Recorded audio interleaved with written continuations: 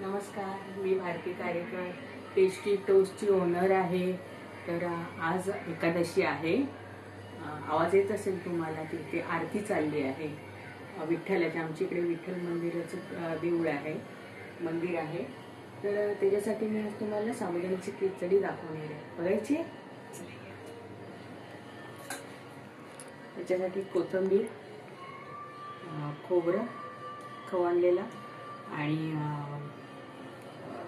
कढीपत्ता आहे, मीठ आहे, तेल आहे,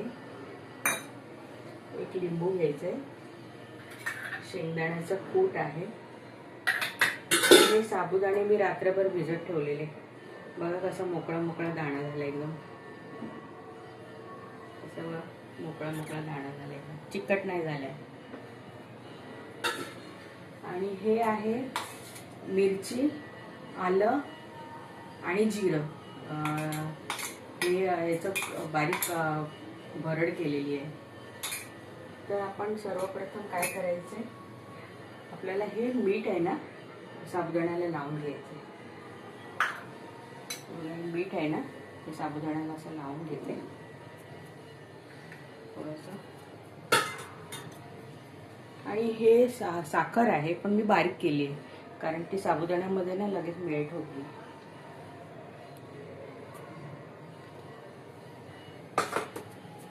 आणि हे आपण असं थोडं हलवून घेऊया.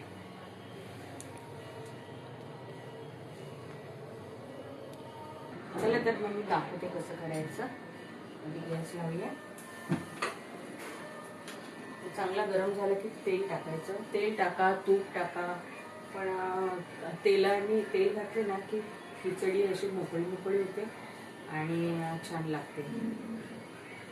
तुपाचं काय होतं की खिचडी थंड झाली ना की थोडी अशी दडदडीत होते, चिकट चिकट होते. मी थोडं तेल घालते.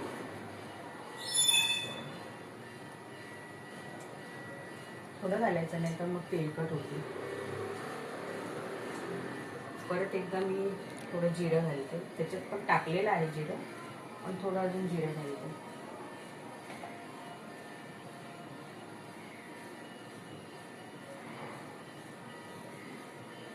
जिरे घालते.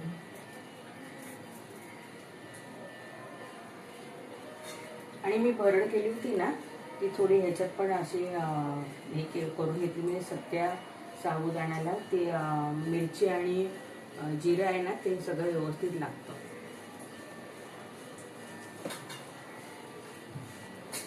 तर आपण हा कढीपत्ता टाकायचा.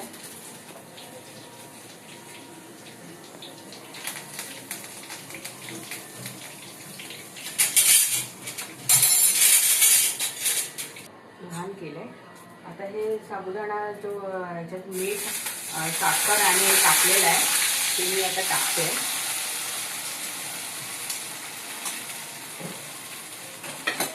आणि हलवून घेते चांगलं.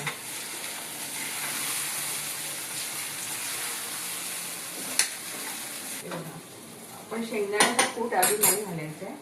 थोडंसं असं थोडं ना एक वाफ येऊन दे. म्हणजे ते साबुदाणा आहे ना असा हे झाला पाहिजे, चांगला शिजला पाहिजे. थोडा सफेद आहे ना तो असा शिजल्यानंतर ना थोडा पारदर्शक जसा असतो ना फुगतो तो आणि चांगला नरम होतो.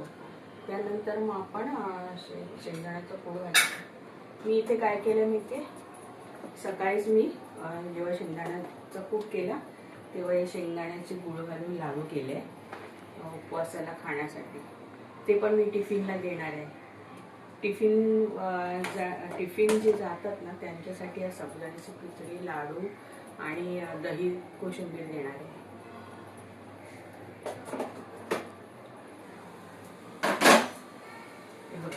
आता आपण हे शेंगदाण्याचं कूट आहे ना तो टाकायचं आपल्याला. भरपूर असं टाकूया.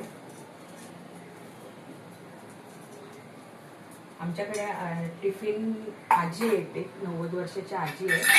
तर त्यांना सुद्धा साबुदाण्याची खिचडी आवडते. म्हणजे ते वर्षातला फक्त दोन उपवास करतात. तर त्यांना पण साबुदाण्याची खिचडी जाणार आहे. तर त्यांना असं भरपूर शेंगदाण्याचं कूट घालून आवडतं. ते म्हणतात भरपूर शेंगदाण्याचं कूट घाल ग बाई असं. बरं आता घालायला लागतं. असं हलवत राहायचं नाही का खाली चिकट बसतो. साबुदाणा खाली चिकटतो, ते चिकट होतो आणि मग असं फुलत नाही. त्यामुळे कंटिन्यू असं आपण हलवून घेऊया.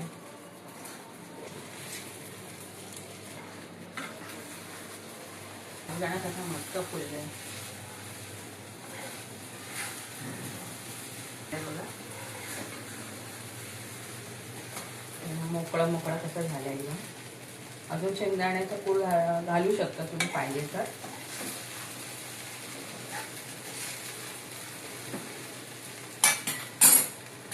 थोडंसं अजून घालते. मी हा लिंबू आहे ना तो थोडासा पिळते, त्याने पण छान टेस्ट येते. थोडंसं असं पिळलं ना की त्याची चव सुंदर येते. साबुदाण्याची खिचडी चिकट नाही झाला एकदम, आता सुटसुटीत झाला एकदम साबुदाणा. चिकट झाला ना की खाली लागतो.